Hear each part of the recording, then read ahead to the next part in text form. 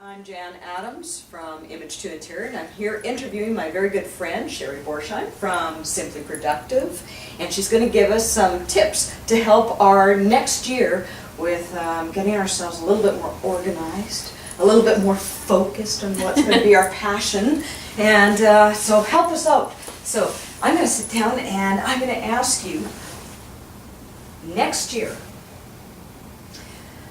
what are the three things that we all face, whether we're in personal or business, and that you see over and over again, and that you can help us with?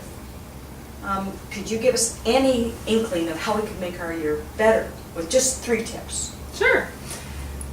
When I'm approaching any organizational project, so whether I'm going into a business or I'm in the corporate world or I go into a home, there's 3 areas that I look at. I look at what are the things that you're going to organize, what are the things that you can systematize, and what can be automated. So, you know... Can I automate my kids? No. Dang. Okay. The laundry can't be automated either. I know, and cooking and cleaning, unfortunately. But you can automate some of those things that you want done around your house during the year. So, you know, one of the ways that I look at, you know, sort of systematizing and somewhat automating, keeping your house organized and maintained, is just create a schedule. Okay, you know, your windows really only need to be cleaned once a year. Is right? this the honey-do list? Not exactly. You know, you can do some of this yourself. Some of it you might, you know, you might have, you know, help around home, or maybe you just need to bring a contractor in, you know, once a year to just do a whole pile of these tasks. But one of the things that I do is I create like a 7-week rotation. Oh. And so instead of doing like a monthly thing that you want to be done, Yeah. just create all those things that, you know, like vacuuming under behind the corners and the edges of your furniture, or cleaning your windows, or cleaning the garage and getting it organized. One way to maintain your home is to just create a 7-week rotation, or you can do a 12-week. It doesn't really matter. So what you're saying is vacuum 1 week and not vacuum for another 7? Well, some things you want to do, you know, more frequently, but I'm talking about more. She's not helping me at all. Deep cleaning, but you know, you could do one where, you know, vacuuming and dusting is a weekly, or maybe it's every other week, depending on how busy your household is. And then those other things that only need to be done once or twice a year. And so you can actually hand this list off to someone if you have a cleaning company, or if you have nannies in your home, or you have a cleaning person that comes in. You can just hand it off, and you know that those things are going to be done, like cleaning the fridge and your oven, and, you know, tidying up your garage, or, you know, those types of things. So I like this, like a 7 or 12-week rotation. It's all handled, you know, forever and ever and ever. You can just tweak it. So is that the part of the systemized That's part? yeah, that's systematizing. Like Yeah. combination And you're of... also automating. If you think about it, you don't have to think about when do I need to call the window and the gutter cleaning person or company to come in. You just know that that's going to come up, and you can create reoccurring appointments on your calendar. If you use something like Outlook or Google, you know, like Gmail, Yeah. you can just create a separate calendar that's just, you know, cleaning schedule. Oh, And- that's a good idea. Yeah, and then you can share that calendar with whoever you want to share it with. And so then they don't have to That's ask a you. great idea. And on there you can say, you know, create reoccurring appointments. So that's one way to automate and systematize running your home. Same with your business, you can do the same thing. That's a little more complicated. How would you suggest doing that? Well, lots of things you can systematize and automate in your business, like follow-up, you know, staying in touch with customers and clients, create reoccurring appointments if you need to do that on a weekly or a monthly or a quarterly basis. In a business, I like to think of working in quarters. So what are the things that you want to focus on each quarter? And what are those reoccurring tasks that you do on a weekly, a monthly, and a quarterly, and a yearly basis? Just create reoccurring appointments in your calendar. Calendar really is your stress reducer. Really? It I is. look at the calendar and it just creates more stress for me. It's like, oh no, I should have, oh, it says that's an appointment that went, that's already gone and I didn't do it. Yeah. So can you just, I just delete those. That's Well, what it's I'm gonna- okay, or you can just move it to another day. Oh, okay. Yeah. But sometimes we pack too much in our schedule and we're not That is my realistic. problem. Yeah, we're not realistic about how long it takes. Like I just, redesigned or revised my follow-up system for my business just in the last couple of days. And it wasn't like I had to start from scratch because I already had something in place, I just tweaked it. And so Wow. now that I'm able to automate sending out, birthday, to both family and to clients, that's all automated, and I use send out cards. It just sends me an email every month and I can totally I even created a card that's for him or her for business. It's kind of general this year, and so now all I have to do when the birthday reminder comes up, I just click on it, I select that one card for Wow. him and I send it off. It's all automated, like really it is. I don't have to worry about typing in, and I can change it and personalize it as well because I like the personal touch.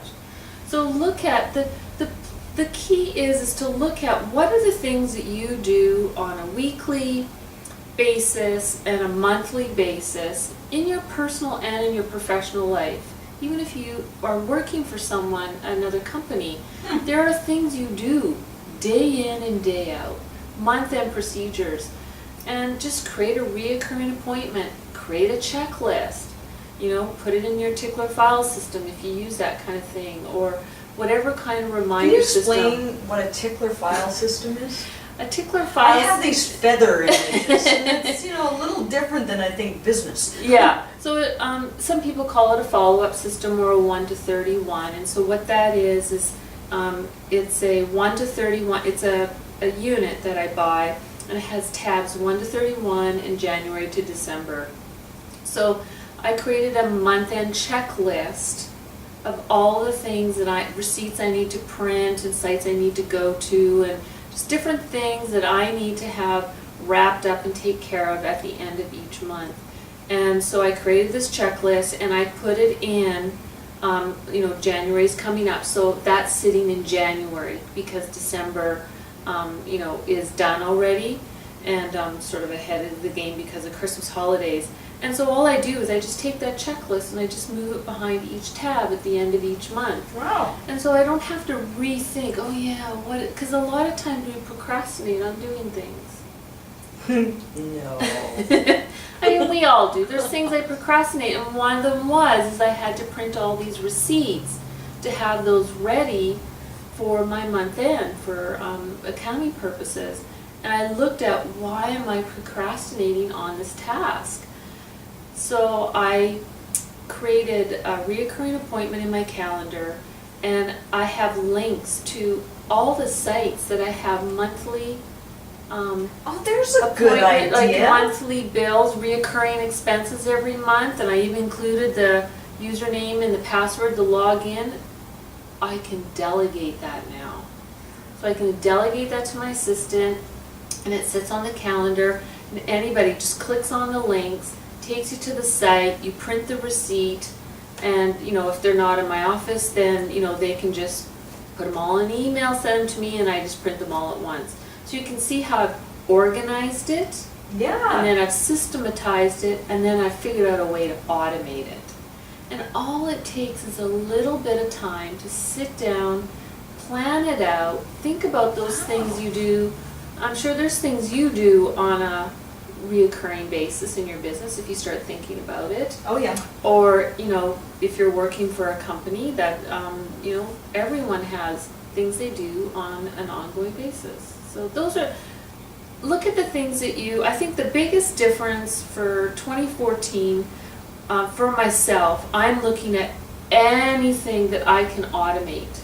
I'm looking for automation because automation helps me to be more efficient with my time, stay on top of all the things that I'm involved in, and it's a great way to stay ahead of the organizational process. Yeah. Wow. So I'm looking at, So what if I wanted to hire you? How would I go about doing that? Just go to simplyproductive.com, and send me an email, and Sherry or info@simplyproductive.com, and I'd be happy to just offer you a 15-minute consultation over the phone and see what your needs are. Thank you, thank you. Isn't she awesome?